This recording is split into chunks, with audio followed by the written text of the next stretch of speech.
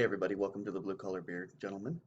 I'm Topher. I started this channel because I'm a fan of craft beer, but I'm on a limited budget. I wanted to demonstrate it was possible to enjoy good quality craft beers without having to break the bank. So the beers that I review on this channel usually come in around the $2 price range.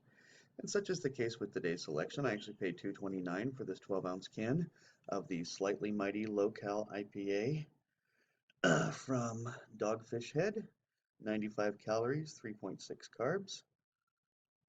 This is less than 5 months old, so those of you, oh, see, that's not, really not, there we go, there we go. Now you can see the can without the glare and everything.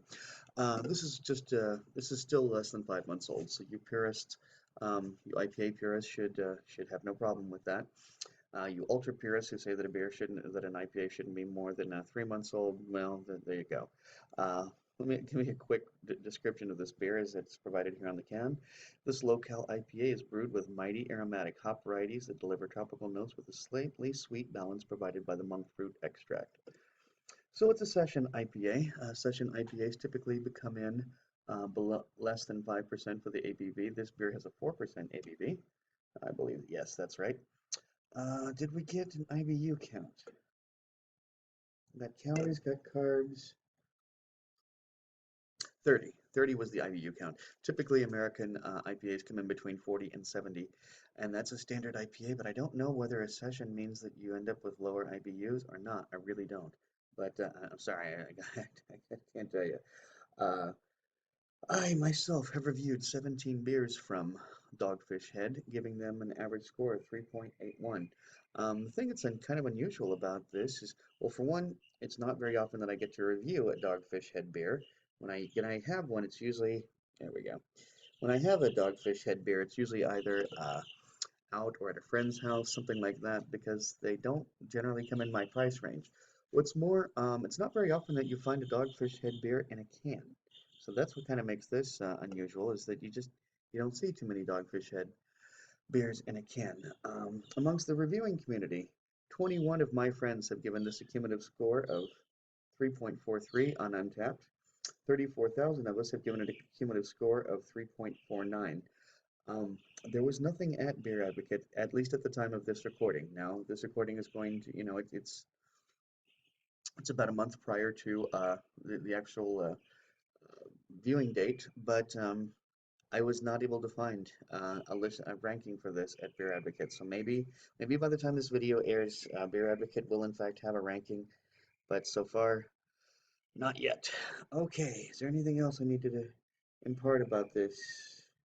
No, it's brewed with monk fruit extract. And there you have it. I've got a really, really loud songbird over there. I'm not sure what variety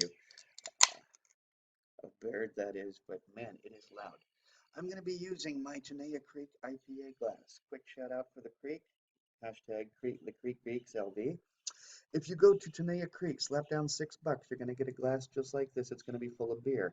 Go back to the bar, slap down $5. You're going to get $5 refills. And this is on Tuesdays. I'm sorry, let me specify that. Tuesdays, go into the creek, slap down $6, get a glass like this, $5 refills. Take the glass home with you, wash it, bring it back next Tuesday, more $5 refills. As long as you can keep the glass in one piece, you get $5 refills on Tuesdays. Can't beat that deal with a stick. Tenaya Creek, one of Las Vegas's finest breweries, as far as I'm concerned. And that's why I started the Facebook page, hashtag the Creek Geeks LV. All right. This beer has, I will describe it as, I'm going to say high, very high carbonation, actually. Lots of bubbles. As you can see, that we got a fairly resilient head.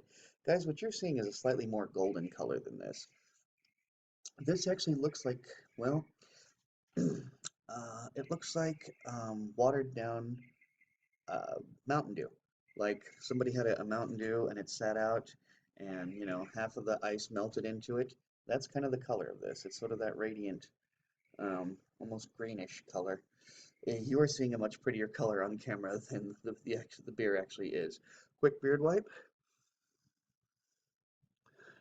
Smells kind of fruity. I'm going to stick my schnoz in directly, see what else I can encounter. Yeah, I smell the hops and I smell the fruitiness. I don't know, I'm not familiar with monk fruit. I couldn't, if you stuck it under my face and said, here, what is this? I wouldn't know. Um, but it sure has a very fruity aroma and lots of hops in the bouquet, that's for sure. Okay, I'm gonna quit yapping my flat and drink some beer here. Cheers.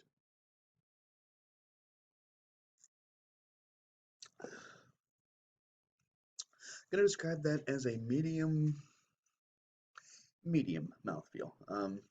Not overly spiky, but well, actually, I'm gonna say medium high because there's a little bit of spikiness to it. There's no alcohol burn. Of course, we're dealing with the session IPA, 4% ABV. There's not going to be an alcohol burn. Um, Not particularly bitter for an IPA. Just the slightest bit of tart on the back end.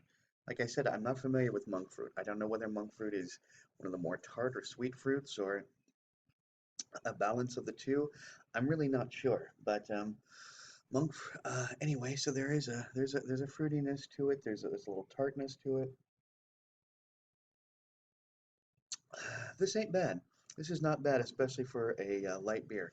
I'm going to step back as you probably have seen before, but anyways, you can see, gang, I'm not the kind of guy who normally goes and gets a light beer. So, um, the fact that I'm giving this higher marks, or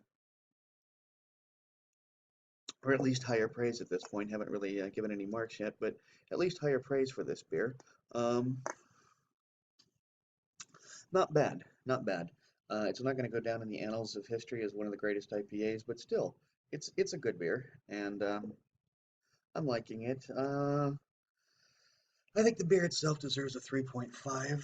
Coming in a can gets an extra 0.25, so it'll come in at 3.75 for me, making it slightly higher than my friends in the reviewing community as at large at Untapped, but still, it's a pretty good beer, But let's remember, it's a low-cal, it's a session IPA.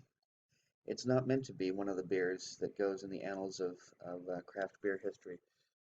It's supposed to be an enjoyed beer. It's also, I don't know whether, okay, now, I don't know whether I saw the commercials on TV or on streaming, but I have seen actually commercials specifically for this beer. A lot of y'all are checking this beer on Instagram, so this is a very popular beer right now. And anyway, it's the end of March. We're closing in on the end of March, and it seems like a good time to be figuring out maybe what your summer beers are going to be. This could easily be a very good summer beer.